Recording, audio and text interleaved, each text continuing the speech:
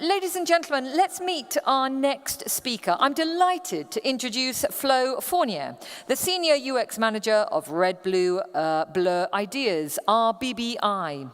Now, putting data over opinions is one of Flo's mantras. And as a result, he spends his time testing ideas and challenging assumptions. As a senior UX manager at RBBI, he crafts digital experiences powered by his favorite gems, user insights. Passionate about the way humans interact, Flo is often found running social experiments, so be warned in the coffee breaks and the lunch breaks if you chat with him. Ladies and gentlemen, he's here today to talk on an analysis of the online user experience for banking in the Gulf region. Please warmly welcome Flo Fournier.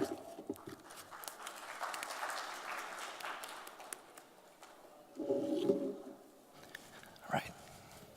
Thank you. Thank you. All right, ladies, gentlemen. It's an honor for me to be here, so thank you for having me and thank you for your time. My name is Flo, as was mentioned, and here in the region, I work as a user experience manager. For those of you that may not be familiar with what we mean by user experience, I usually simply explain that by managing the difference between people's expectations and the reality that they experience. So, I've been here for 3-4 years now. And over the years, I've worked with a lot of banks, turns out. I've seen some of their faces change. I've contributed to that endeavor as well, at least from a digital standpoint. And more recently, my team and I have worked on a research paper that you will find and we make available to you guys right there at the exit. So that's the one.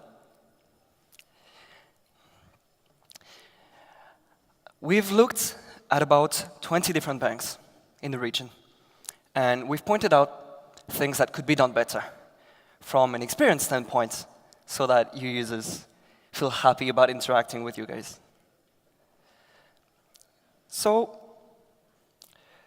one of the things that I figured out after years of working with some of the big names here in the region is that banking was not exactly the way I thought it was, about sound investments and good decisions and money.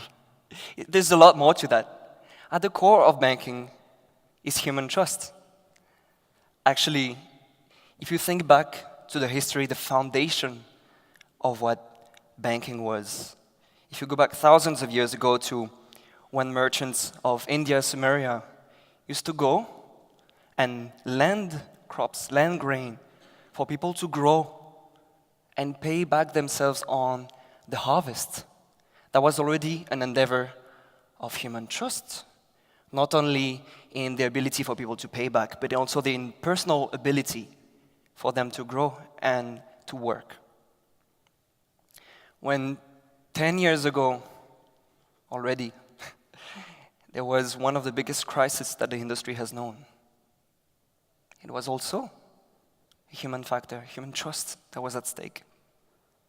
Today, when you ask some of your customers that they put a lot of their savings, a lot of their money, a lot of their personal efforts into one tiny digital wallet that I think we spoke a lot about in details here, there is at risk of all the savings being gone like that. They also put their trust in you today. So, of course, what took me some time to figure out, you already knew. You've always known this. This is your identity, who you are. I'm only going to refer to a couple of mission statements of some of the people here in the room. We make our customers' lives simpler. We put what matters to you most first. That's a big statement. We want to build a partnership with our customers that lasts a lifetime. These are not just marketing schemes that we're talking about the core mission of the bank. So,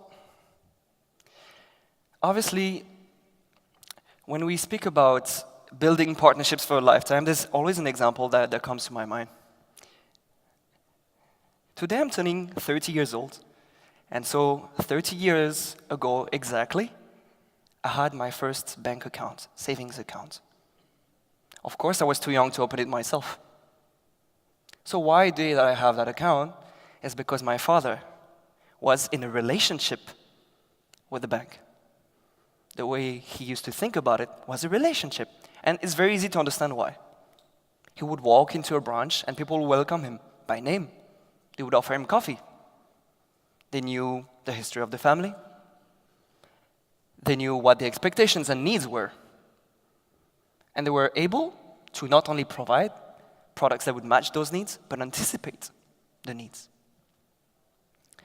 So, of course, when we have a lot of people here that come on stage to tell us that 1 out of 3 of the millennials are willing to switch banks within 90 days, we can ask ourselves if we're losing something on the way. Because the truth is, we have built collectively much better experiences, much better products over the years, over those 30 years that I'm talking about. This is my bank today. I don't need to draw. You know that. You know that I can do every single operation. In fact, I have not seen a branch in, I would say, 3 years here, or 2 or 3 years. I have no idea what the face of my bank is, and then maybe I don't care so much, as long as I get what I need. That is a story that a lot of us are ready to believe, that I don't care so much. But the truth is a little different. Because at the end of the day, every time you interact with your phone, there's a human interaction at stake.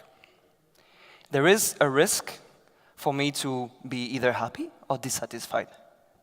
And the problem is, yes, a bank does not necessarily guarantee a better experience because it's switching to digital. Yes, it might be more convenient. But again, there's a risk that we lose something along the way.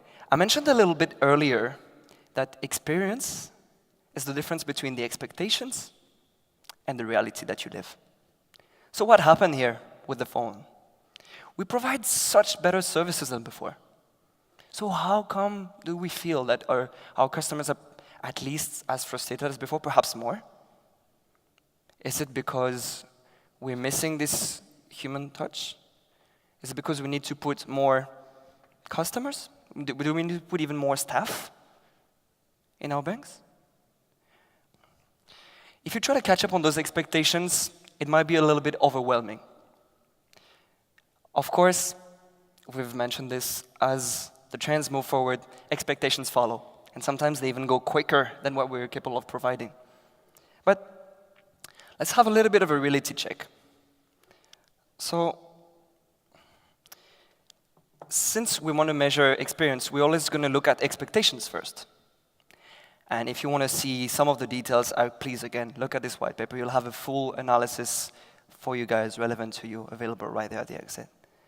Some of the key factors, we went ahead and we did a survey. We went ahead and we asked customers across different countries in the region, what do you care about the most? Mobile friendly, good accessibility, good speed. How do we fare? 60% of the banks that we looked at in the region can be considered mobile friendly. 10% have good accessibility. I think if I'm not mistaken, His Highness Sheikh Mohammed mentioned that accessibility is one of the priorities for the country, for us to be leaders globally. Of course, accessibility means when you enter a building that a door is going to open automatically for you, that a ramp is going to be here for you to access. Accessibility also means digitally that I'll be able to understand what is going on and interact and have the same level of easy interaction, whether it's physically or in a digital world. And I'm not even mentioning good speed. The figures speak for themselves. So it's not per se that we have terrible experiences. This is not the message I want to convey, because it's not true. The difference is, there's a difference between what is the reality and what the expectations are. If you want to fix those things, there are a lot of tips and tricks. Fine. We give that away. Look at the paper, it's all there. This is not what I want to talk about, though.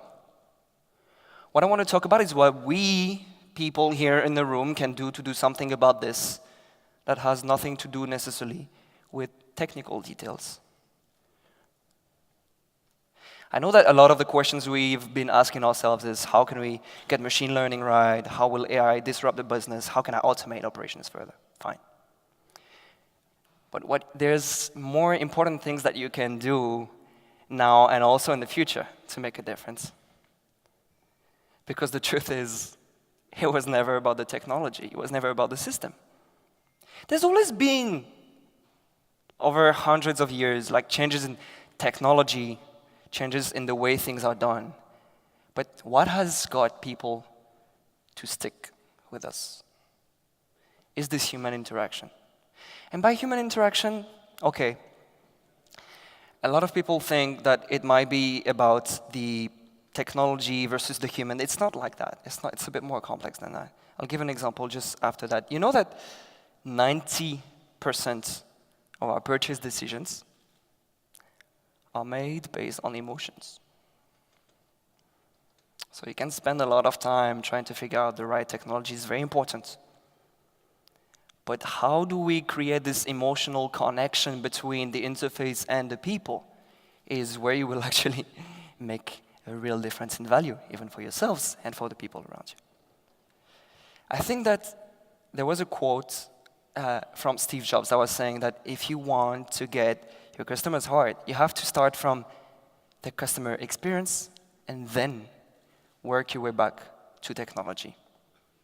And that's quite a technology person saying this. So,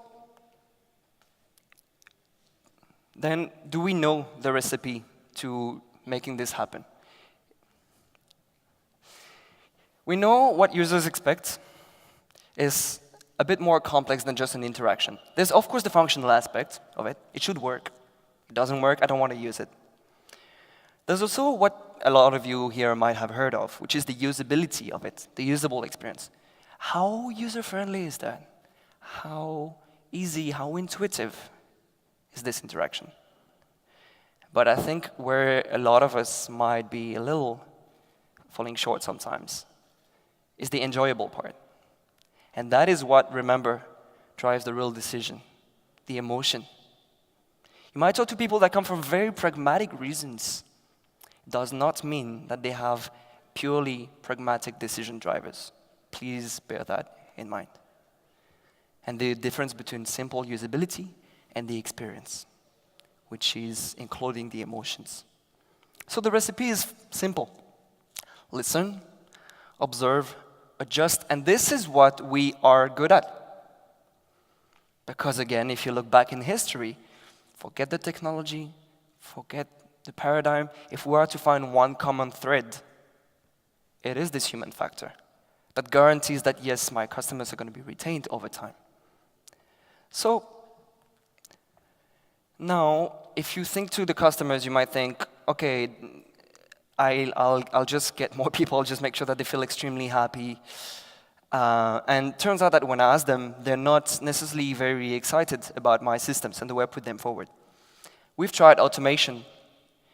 It's a bit of a struggle. People complain a lot about it. They miss the good old days when we had this quality of interaction. The thing is, I can't afford anymore to give that to them. Well, let's take a second look, right? This is Accenture Digital 2017, and what Saudi customers say about artificial intelligence in ways of interacting. They're so ready. They're so ready for it. They even believe it's very polite. It's not only faster and always available, which are obvious. So people are ready for the shift. And they're also ready to purchase. Here I'm like looking at people a bit in a different market, in the US, where 86% of people my generation are willing to purchase through AI. Okay. So the point is not really that our audience is not ready. That's not true. The point is not that we don't know what to do, because historically we've always done it, and this is why we're still in business. The shift and the problem is we've been facing this little bit of a crisis where we shifted from focusing on people to focusing on technology, because if we don't focus on technology, we might lag behind. And this is why still today you will have a lot of presentations that revolve around this. And that's a fair concern. But the gap that we used to have between the intelligent human and the technology to understand these emotions that drive 90% of the purchase decision is no longer an excuse. Because, you know it, we have today the capability to educate emotionally intelligent systems. What does that mean? With RBBI, for instance, we look when we observe products, we observe sites, we observe apps. We're going to look at the way people look at it, the emotions that people have. It's possible to measure how excited, how nervous I am with the pulse, with the tone of voice, with the facial expressions, and so on. So there's no excuse today for technology not to be able to provide emotional, intelligent interactions. The only reason this is not happening yet, and we're working our way there, is because of the way we educate those systems. Sorry. So the way we educate those systems is, in fact, defining how the interaction is going to happen. If you think, there's an experience that I've had recently where I was trying to buy a laundry machine at a supermarket. I went into the aisle, and the first thing that happened was 20 different people. I don't know if they were actually 20, but it felt like 20. That just ran and said, hey, please, buy this one, buy this, what do you need? I feel overwhelmed. So it's not a problem of staffing people. Because what happens then is that you'll pick up your phone and you'll say, please leave me alone, I need to check on something I trust. So what went wrong with those people is the education that was given to them as to how to address the customer, how to make sure that we're going to listen, observe first, and then adjust. If you miss that recipe with the humans, you miss it with technology as well. So I'd like to finish with an example of what the trend, some of you, I hope, are already familiar with this, are in Silicon Valley banks. This is an example from Capital One. This is a branch. It's focused around the experience. Yes, they do have all the devices in the background. They're all ready, but what they're going to put at the core is the human interaction. And why is that? Can we not do this here? Like, do we have a lot of people in the room that can look to this image and think, my branch is going to be as user-friendly as this one? Do we not have the technology? Do we not have plants, tables, people? It's about a decision that we make.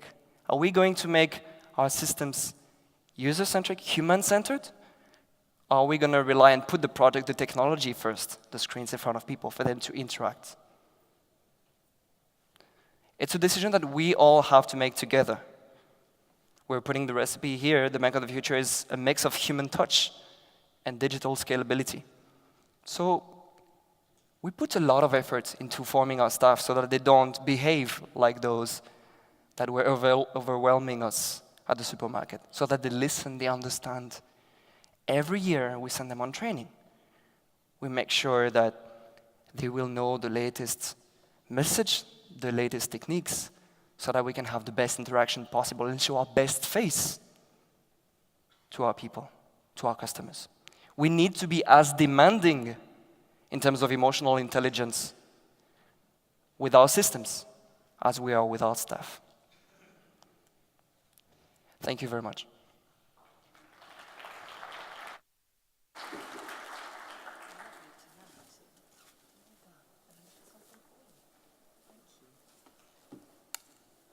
Ladies and gentlemen, listening there to Flo Fournier from RBBI.